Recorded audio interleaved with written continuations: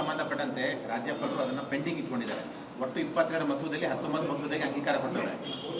Hate speech ನ ಹಂಗೆ ಬಾಕಿ ಇಟ್ಕೊಂಡಿದ್ದಾರೆ. ನೀವೆಲ್ಲ ಮನವಿ ಕೊಟ್ಟಿರೋ ಕಾರಣಕ್ಕಾಗಿ ಸ್ವಲ್ಪ ವಿವಾದ ಇದೆ ಅನ್ನೋ ಕಾರಣಕ್ಕಾಗಿ ಇನ್ನೂ ಯಾವುದೇ ಅನುಮತಿ ಕೊಟ್ಟಿಲ್ಲ ಹೇಟ್ ಸ್ಪೀಚ್. ಹೇಟ್ ಸ್ಪೀಚ್ ಪ್ರಕರಣದಲ್ಲಿ ಯಾವ ರೀತಿ ಹೇಟ್ ಸ್ಪೀಚ್ ಕಾಯ್ದೆಯನ್ನು, ದ್ವೇಷ ಭಾಷಣದ ಕಾಯ್ದೆಯನ್ನು ಬೆಳಗಾವಿಯ ಚಳಿಗಾಲದ ಅಧಿವೇಶನದಲ್ಲಿ ಚರ್ಚೆಗೂ ಕೂಡ ಅವಕಾಶವನ್ನು ಕೊಡದೇನೆ ಹಿಂಬಾಗಿಲಿನಿಂದ ಕಾಯ್ದೆಯನ್ನು ಪಾಸ್ ಮಾಡಿ ಎರಡೂ ಸದನದಲ್ಲೂ ಕೂಡ ಯಾವ ರೀತಿ ಕಾಂಗ್ರೆಸ್ ಸರ್ಕಾರ ನಡ್ಕೊಂಡಿದೆ ಅನ್ನುವುದು ನಿಮಗೆಲ್ಲ ಗೊತ್ತಿರುವಂಥ ವಿಚಾರ. ಭಾರತೀಯ ಜನತಾ ಪಾರ್ಟಿ ಅಷ್ಟೇ ಅಲ್ಲ,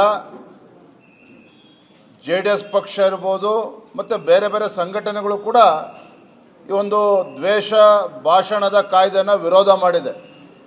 ಒಂದು ರೀತಿ ಕಾಂಗ್ರೆಸ್ ಸರ್ಕಾರ ಒಂದು ತುರ್ತು ಪರಿಸ್ಥಿತಿಯನ್ನು ಹೇರುವಂಥ ಒಂದು ದುಸ್ಸಾಹಸಕ್ಕೆ ಹಾಕಿರುವಂಥದ್ದು ರಾಜ್ಯದಲ್ಲಿ ಪ್ರತಿಯೊಬ್ಬರು ಕೂಡ ಇದು ವಿರೋಧ ಮಾಡ್ತಾ ಇದ್ದಾರೆ. ಹಾಗಾಗಿ ಬಹುಶಃ ರಾಜ್ಯಪಾಲರು ಕೂಡ ಅದನ್ನು ತಡೆ ಹಿಡಿಯುವಂಥ ಕೆಲಸ ಮಾಡಿದ್ದಾರೆ. ನಾವು ಕೂಡ ಇದನ್ನು ಮನವಿಯನ್ನು ಕೂಡ ನಾವು ಮಾಡಿದ್ದೇವೆ. ಸಂಬಂಧಪಟ್ಟಂತೆ ರಾಜ್ಯಪಾಲರು ಅದನ್ನು ಪೆಂಡಿಂಗ್ ಇಟ್ಕೊಂಡಿದ್ದಾರೆ. ಒಟ್ಟು 22 ಮಸೂದೆಯಲ್ಲಿ 19 ಮಸೂದೆಗೆ ಅಂಗೀಕಾರ ಕೊಟ್ಟಿದ್ದಾರೆ. ಹೇಟ್ ಸ್ಪೀಚ್ ನ ಹಂಗೆ ಬಾಕಿ ಇಟ್ಕೊಂಡಿದ್ದಾರೆ.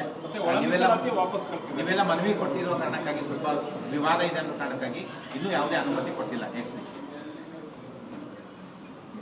ಹೇಟ್ ಸ್ಪೀಚ್ ಪ್ರಕರಣದಲ್ಲಿ ಯಾವ ರೀತಿ ಹೇಟ್ ಸ್ಪೀಚ್ ಕಾಯ್ದೆಯನ್ನು, ದ್ವೇಷ ಭಾಷಣದ ಕಾಯ್ದೆಯನ್ನು ಬೆಳಗಾವಿಯ ಚಳಿಗಾಲದ ಅಧಿವೇಶನದಲ್ಲಿ ಚರ್ಚೆಗೂ ಕೂಡ ಅವಕಾಶವನ್ನು ಕೊಡದೇನೆ ಹಿಂಬಾಗಿಲಿನಿಂದ ಕಾಯ್ದೆಯನ್ನು ಪಾಸ್ ಮಾಡಿ ಎರಡೂ ಸದನದಲ್ಲೂ ಕೂಡ ಯಾವ ರೀತಿ ಕಾಂಗ್ರೆಸ್ ಸರ್ಕಾರ ನಡ್ಕೊಂಡಿದೆ ಅನ್ನುವುದು ನಿಮಗೆಲ್ಲ ಗೊತ್ತಿರುವಂಥ ವಿಚಾರ.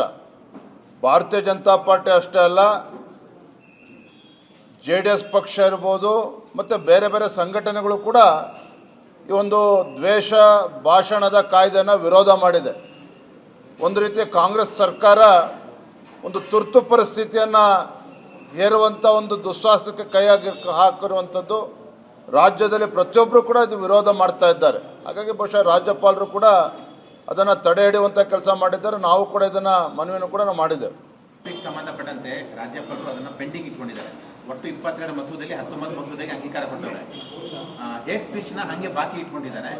ನೀವೆಲ್ಲ ಮನವಿ ಕೊಟ್ಟಿರೋ ಕಾರಣಕ್ಕಾಗಿ ಸ್ವಲ್ಪ ವಿವಾದ ಇದೆ ಅನ್ನೋ ಕಾರಣಕ್ಕಾಗಿ ಇನ್ನೂ ಯಾವುದೇ ಅನುಮತಿ ಕೊಟ್ಟಿಲ್ಲ ಹೇಟ್ ಸ್ಪೀಚ್.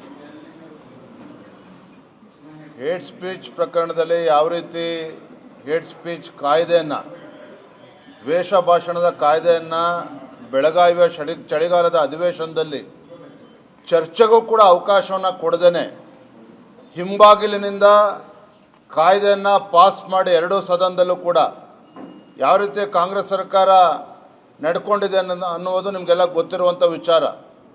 ಭಾರತೀಯ ಜನತಾ ಪಾರ್ಟಿ ಅಷ್ಟೇ ಅಲ್ಲ,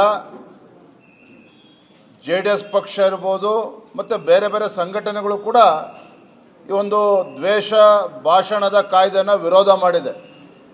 ಒಂದು ರೀತಿ ಕಾಂಗ್ರೆಸ್ ಸರ್ಕಾರ ಒಂದು ತುರ್ತು ಪರಿಸ್ಥಿತಿಯನ್ನು ಹೇರುವಂಥ ಒಂದು ದುಸ್ಸಾಹಸಕ್ಕೆ ಹಾಕಿರುವಂಥದ್ದು ರಾಜ್ಯದಲ್ಲಿ ಪ್ರತಿಯೊಬ್ಬರು ಕೂಡ ಇದು ವಿರೋಧ ಮಾಡ್ತಾ ಇದ್ದಾರೆ. ಹಾಗಾಗಿ ಬಹುಶಃ ರಾಜ್ಯಪಾಲರು ಕೂಡ ಅದನ್ನು ತಡೆ ಹಿಡಿಯುವಂಥ ಕೆಲಸ ಮಾಡಿದ್ದಾರೆ. ನಾವು ಕೂಡ ಇದನ್ನು ಮನವಿಯನ್ನು ಕೂಡ ನಾವು ಮಾಡಿದ್ದೇವೆ.